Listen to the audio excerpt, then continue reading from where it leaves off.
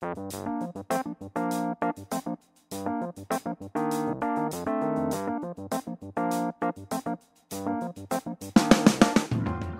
listening to the Talking Shit About Getting Rich podcast with expert shit talker, Coach Roel.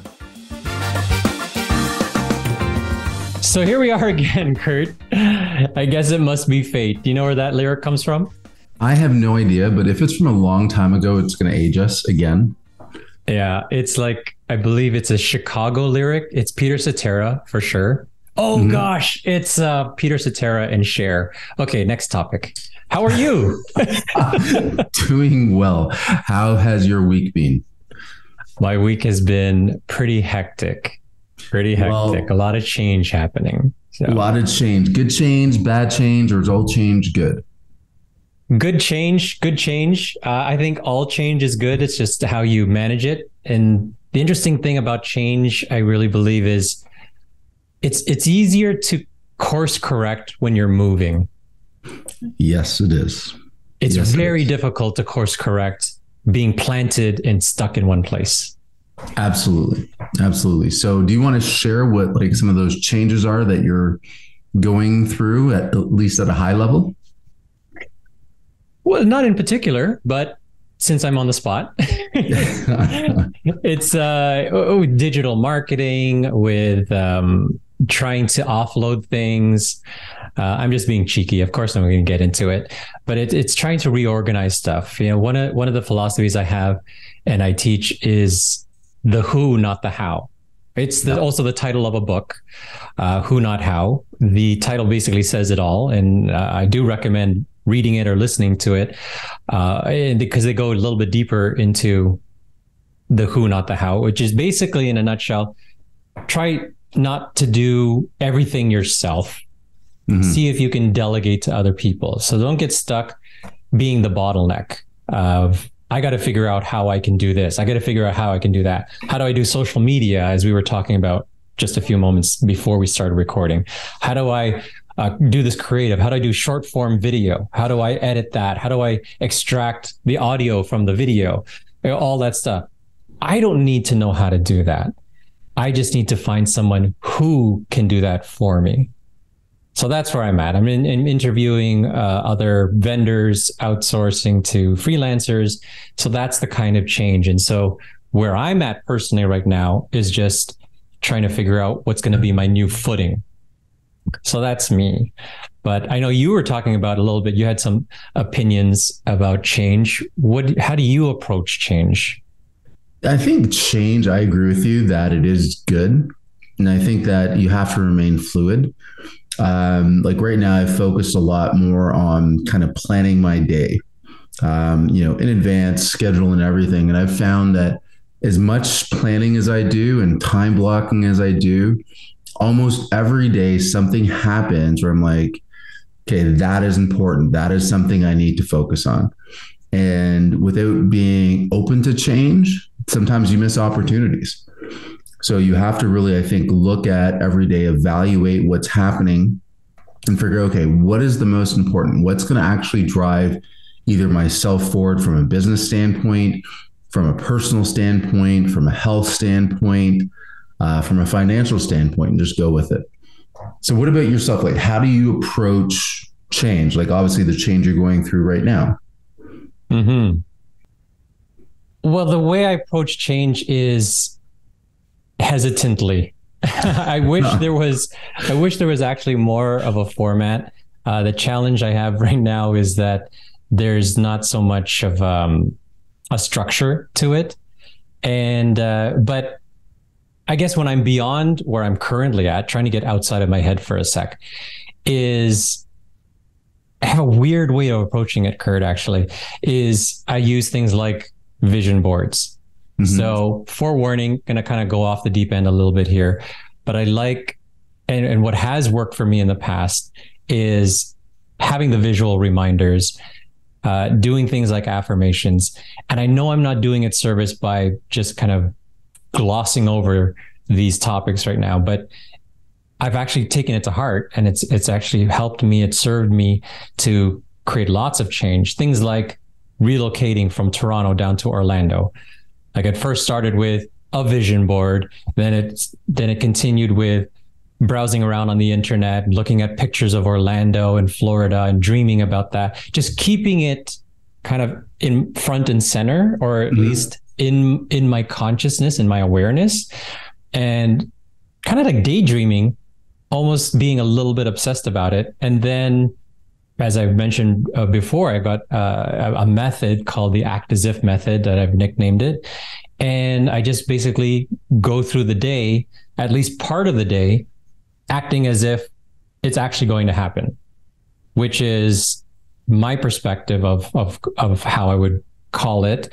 But others would say, you're just actually making plans. So what's really the difference between acting as if and taking actual steps?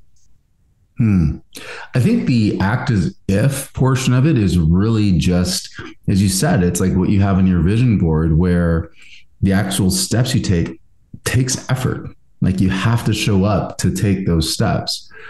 So going back to what you said, like you use this process for moving to Orlando. Why did you choose Orlando?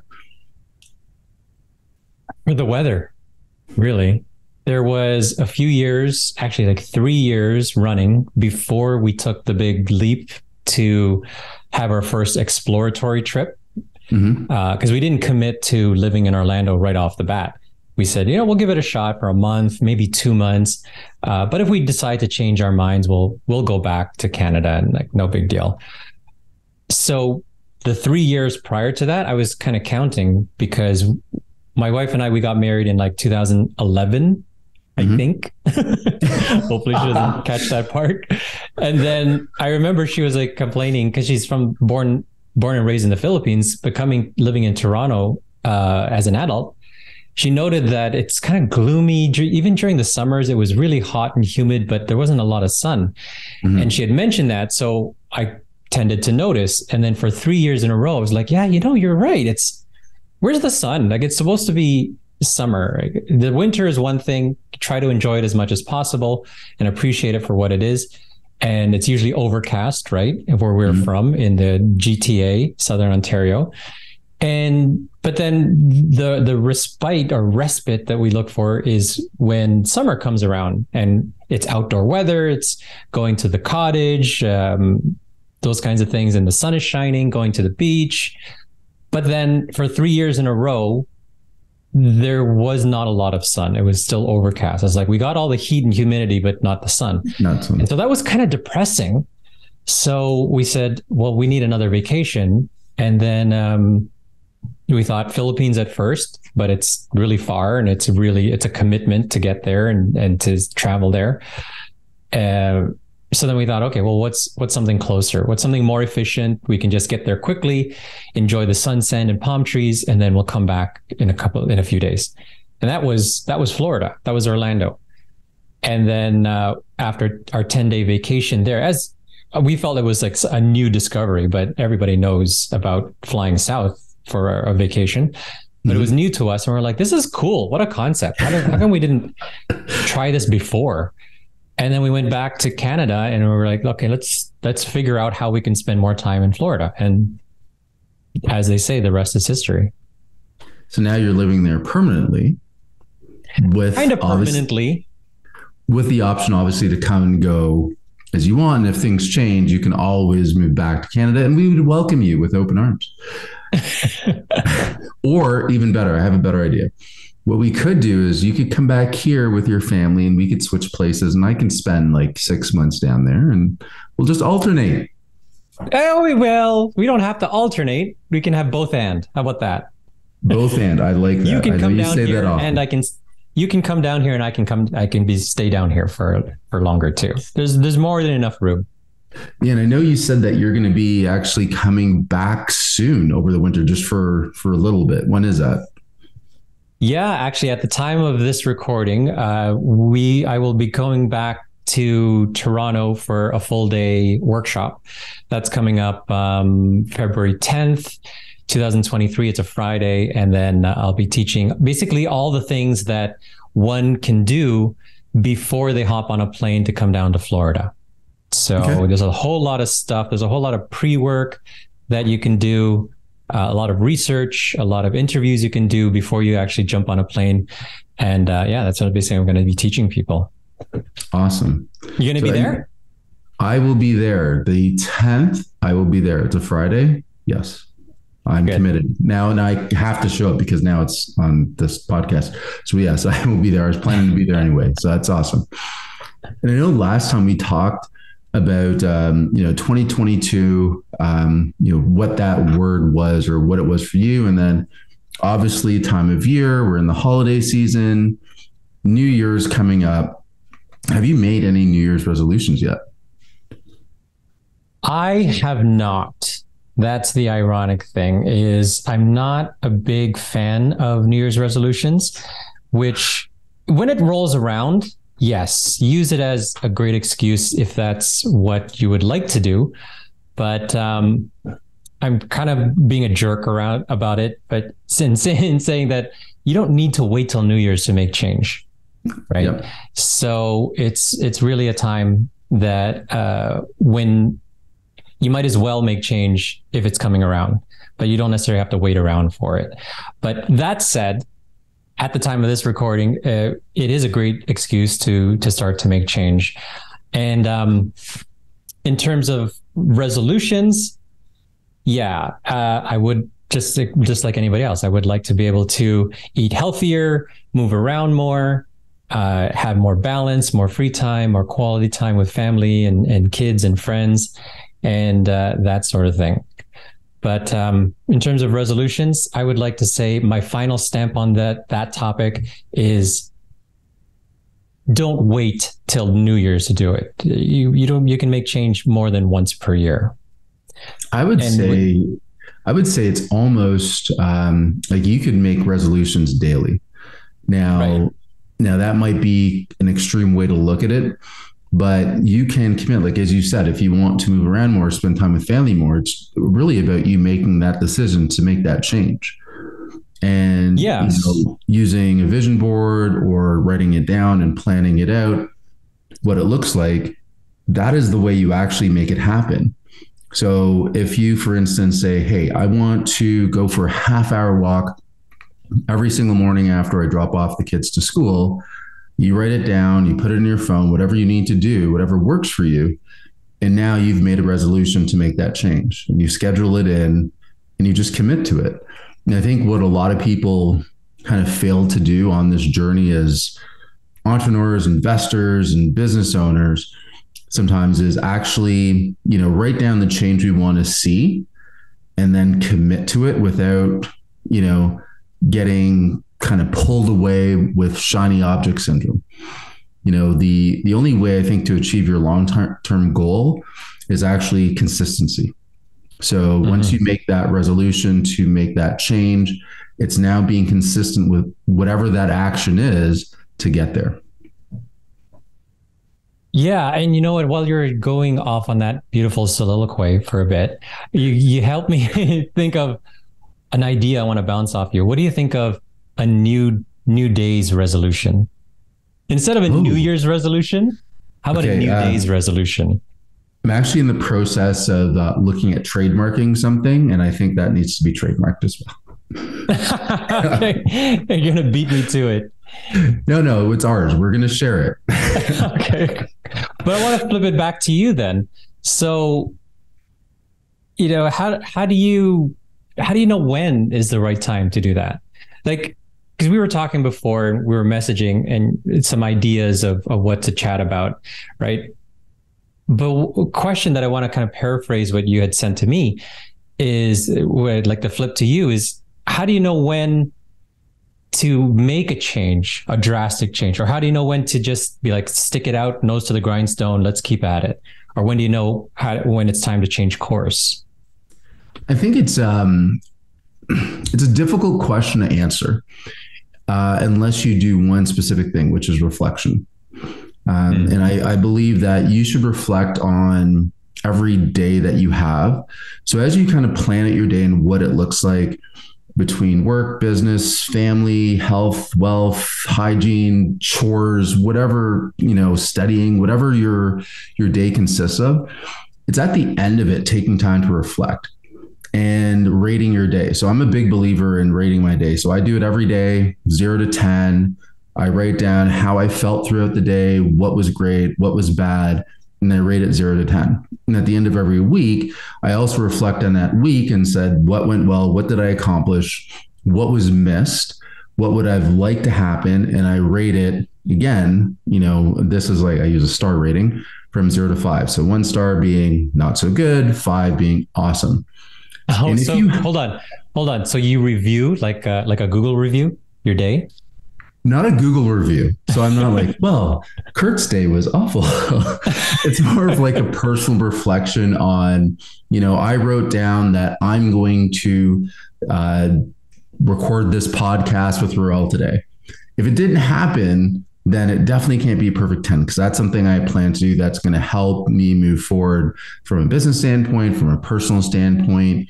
So I just reflect on all of those, kind of tasks, items, etc.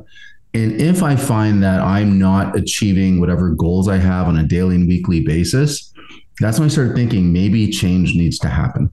Maybe I need to not schedule my day so tight where it's like, oh, I missed that because I didn't actually have enough time.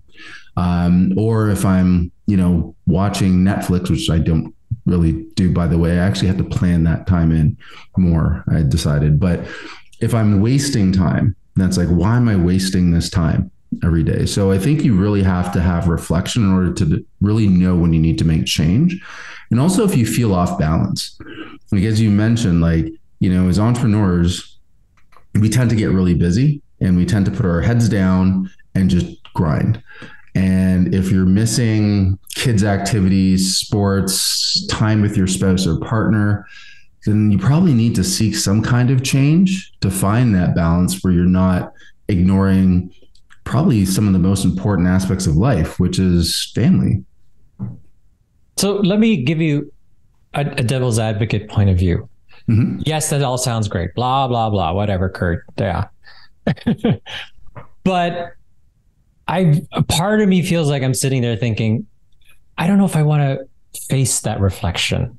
Mm-hmm. So if I'm feeling a little bit like that, being overly ambitious and delusions of grandeur in my own life, sometimes part of me is like, in my gut is like, I don't know if I want to face that and actually admit to myself that the day has not been so great. So I might just numb my brain by watching Netflix. I do watch too much Netflix or television late at night. The kids are asleep. I'll watch pay-per-view UFC fights or something just to numb myself and be like, I just want this whole week to be over. I don't want to think about anything. I don't want to review, much less review all the frustrations.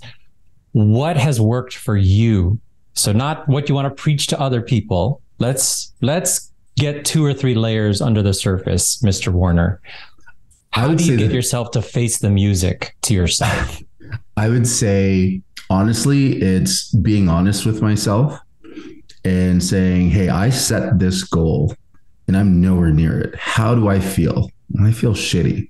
I feel like I failed. I feel like I'm behind. And, you have to face that at some point. There's only so much you can do to kind of hide and drown yourself in Netflix, in or cookies, baking, whatever your weakness is, whatever it is. There's only so much of that you can do until one day you wake up like, shit, I'm actually either in the exact same spot I was a month ago, 6 weeks ago, 6 months ago, last year, that I was because I did not hold myself accountable. Now, for some people, that means getting somebody else to hold you accountable. And that could be a spouse, a partner, a friend, a random stranger. But sometimes that can help. So I think having an accountability partner of some type can help you actually face the music. It's so much easier to follow through when you speak out to the universe what you want to accomplish. So, for example, for this on another podcast, that there was somebody that wanted to change his habits when it comes to when he gets up and starts working on his business or doing whatever. So he would set an alarm at like 4 a.m. or 4:30 a.m., whatever time it was, and he'd have an automatic tweet that would go out a minute or two after he was supposed to wake up that said, if you see this tweet, I have not committed to my goal. And so that held him accountable to anybody that followed him on that social media account. So I haven't had to go to that extreme, but I am putting myself out there more in social media and talking about the things I want to do and what I am doing. So that alone helps me stay on track. And so when I have those moments of, I'd rather be watching Netflix, or I'd rather be, watching the basketball game on TV. Like last night I was working till 1 and, I had moments of, okay, the couch is just down the hall. Let me go sit on the couch, put a game on, put a show on, and just decompress. But I'm like, I said I would do this today. I said it on social media. I said it to myself. I wrote it down. I told my girlfriend. So now I'm committed to actually doing that. And it's a process. So my takeaway from that is you have made yourself accountable by speaking it out. And you've actually, you're using your social media to make yourself accountable, and speaking it to your significant other in your life to make you accountable. So those three things. Yeah. I'm, one of those, people that can be tempted to watch a basketball game or just relax. So I actually use social media. I'll post something, whether it's Twitter or Facebook or Instagram, whatever it is. And then I will write it down. So it's in front of me. I'll let my girlfriend know what I'm doing as well. And she has promised to hold me accountable. So I'm using several different strategies to help. And I think for other people, you have to figure out what really works for you. And I know in the beginning, one thing that has helped me is, especially over the past couple of years since we've been doing this, like as we talk and share about ideas, I'm like, shit, I told Roel I'm going to do this. It means I have to do it, because now you're going to hold me accountable and say, Kurt, well, you said you were going to do this and you didn't. That sounds amazing. It sounds so excruciating for me. I fear that for myself. I'm like, I'm not quite ready to do that. But let's be real here. So you're the life balance mentor. So if someone out there doesn't have, what you and I have, they don't have our special relationship, a buddy coach, an accountability partner. Be real with me. Can people reach out to you? And absolutely, how would that look like? Absolutely. Like if they go to lifebalancementor.com, there's a list of different programs and services that I offer. Part of it being a free, 30-minute consultation where people can just reach out, have a 30-minute call, and really, hopefully I can add value to them to, kind of share what's worked for me and what continues to work for me. I don't think nobody's really at the end of their journey. So even if you ask Tony Robbins, he is still growing. Like he is the guru of gurus and he is still growing. He is not perfect. So we're always constantly learning, but if somebody wants to spend 30 minutes and just kind of share and be open with the challenges that they face in finding balance, or challenge they face in getting motivated to get stuff done in their business, their career, whatever it is, just go to the website, free consultation, 30 minutes, happy to chat. That's cool. That's great. And free sounds good. Yeah, free is always good. Free is always good. But it's a limited amount of time every day. So not available 24 hours a day. There's a window of probably a couple hours that I will, dedicate to help people every day for free. Because you have to balance your life too. So Absolutely. Right. So how we need to give some space to naming this episode, as is our tradition now. This is, I believe, episode. Well, I'm not going to say just in case we reorder the episodes, but what do you think? Let's reflect over our, back in the day, a few minutes ago when we started this conversation. What are some thoughts on what we could call this? As we're talking and as we're, talking about this now, I changes. And I was a fan of Tupac back in the day, and he had that song Changes in like the late 1990s, I guess. Changes is the word that comes to mind for sure. Changes. I will let you, the creative genius, come up with how do we phrase that as an episode?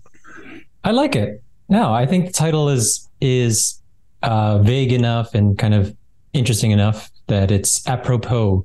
So changes. I'll probably have to fill in some more description in there somehow.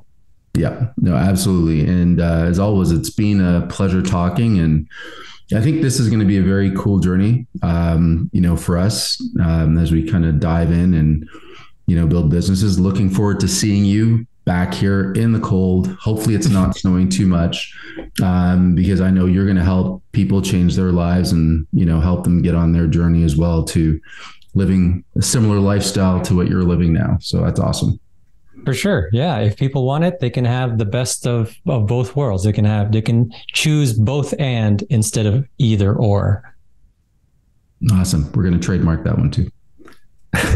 All right, Curtis. Till next time. All right. Take care, Roel. Take care.